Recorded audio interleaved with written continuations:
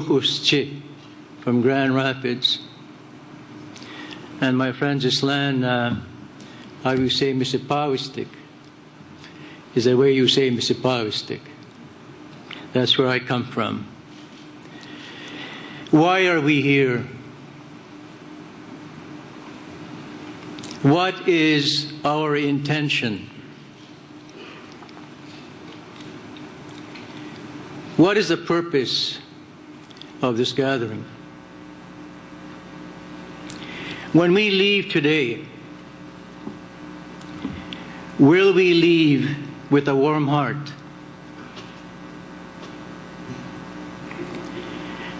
and a gentle mind and rekindled spirits?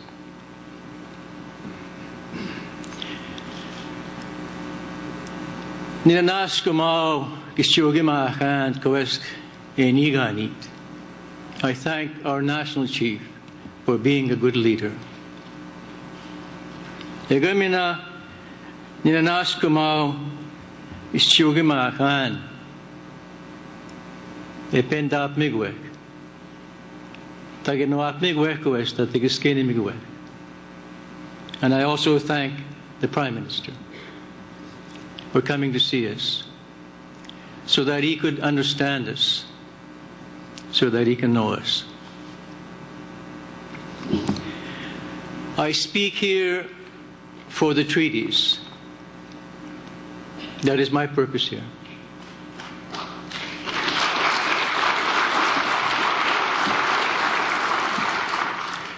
The treaties should govern our relationship with Canada, not the Indian Act.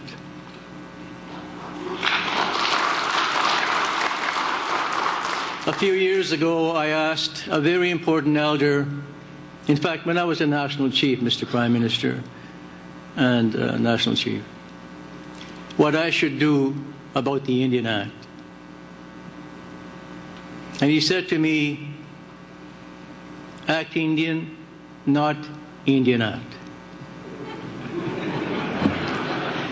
So ever since then, I've been trying to act like an Indian.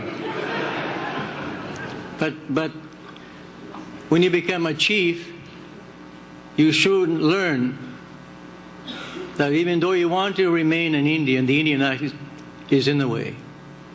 It stands in the way of economic progress. It stands in the way of our own self-determination as a people.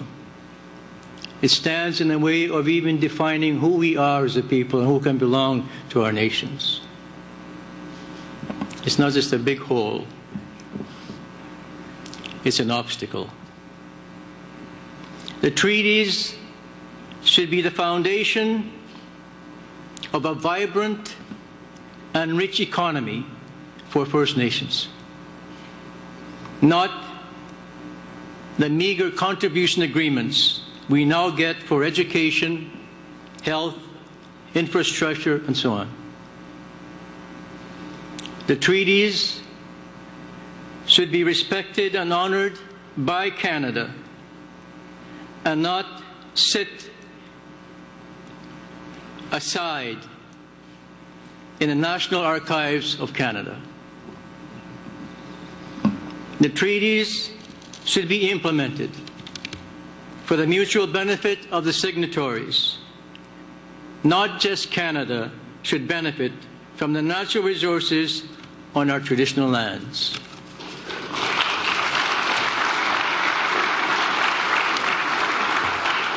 There is much more to be said about treaties. That is why we are here, to tell the Prime Minister and the Governor-General that we have waited a long, long time for our treaties to be observed and enforced for the better good of our own people.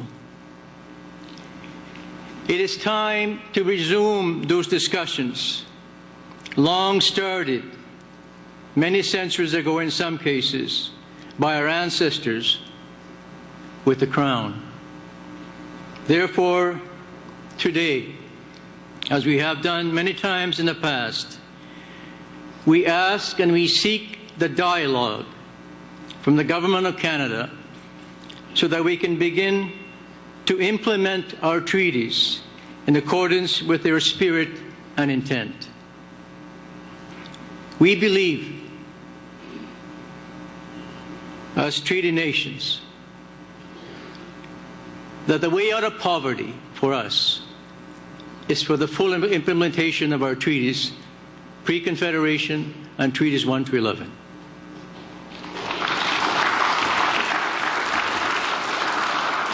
To us, the answer is not about incremental change. It is not about just concrete action. It is also repairing the relationship. And the way to repair the relationship between us and Canada is to have this country acknowledge that its richness and its wealth comes from their one-sided interpretation of the treaties. There has to be, henceforth, a double understanding of what those treaties represent. On January the 28th, in 1982, our leaders, our chiefs were in London to fight the repatriation of the Canadian Constitution. They did not trust Canada with their treaties. And at that time, a case was taken to the House of Lords, and an important man called Justice Lord Denning of the Court of Appeals of the United Kingdom made this ruling, and I quote him: "There is nothing, so far as I can see, to warrant any distrust by the Indians of the Government of Canada. But in case there should be, the discussion in this case will strengthen their hand so as to enable them to withstand any onslaught.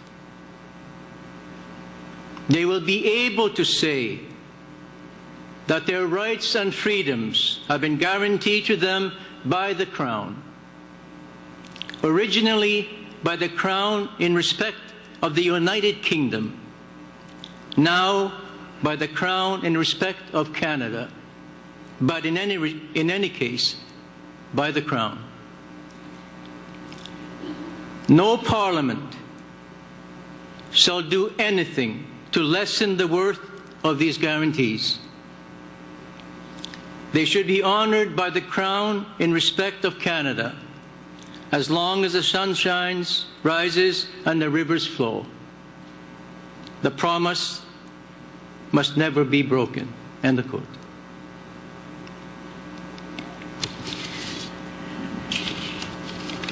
Also, in our own Constitution here in this country, as a result of the repatriation of the Constitution, certain constitutional amendments were guaranteed to us that affirmed and recognized our treaty and Aboriginal rights. There is a legal onus on the government to implement our treaty and Aboriginal rights.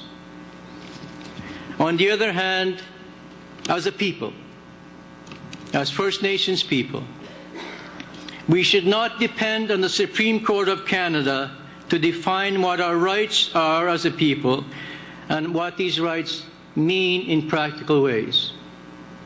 These treaties should be observed and implemented at the political level, government to government, nation to nation.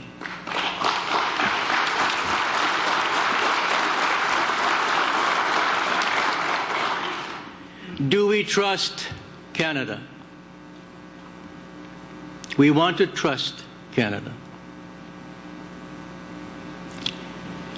We have a leader who is a great person when it comes to reconciliation, to bring people together. But he also relies on warriors to speak.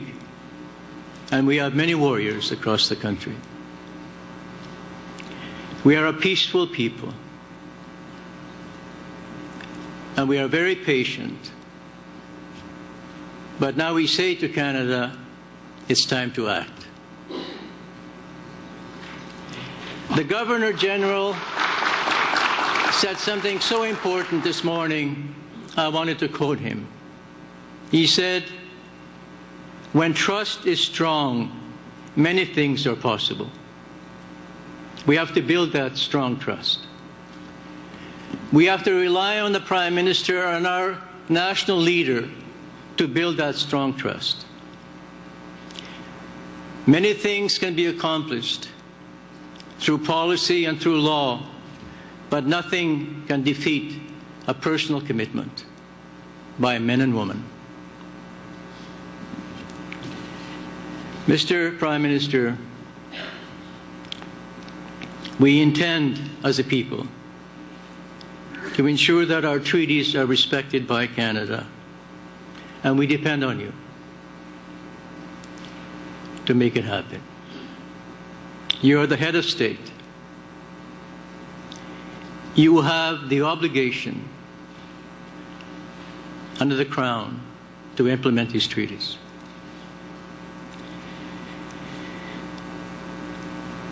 We have looked at ways in which we could get our message across.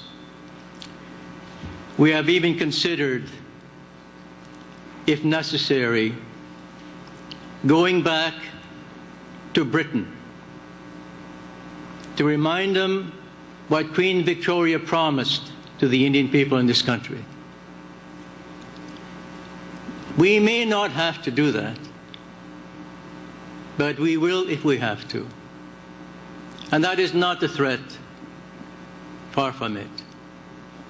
It is an expression of our resolve as people with treaties to make sure that what our ancestors did for us is implemented for this generation and future generations.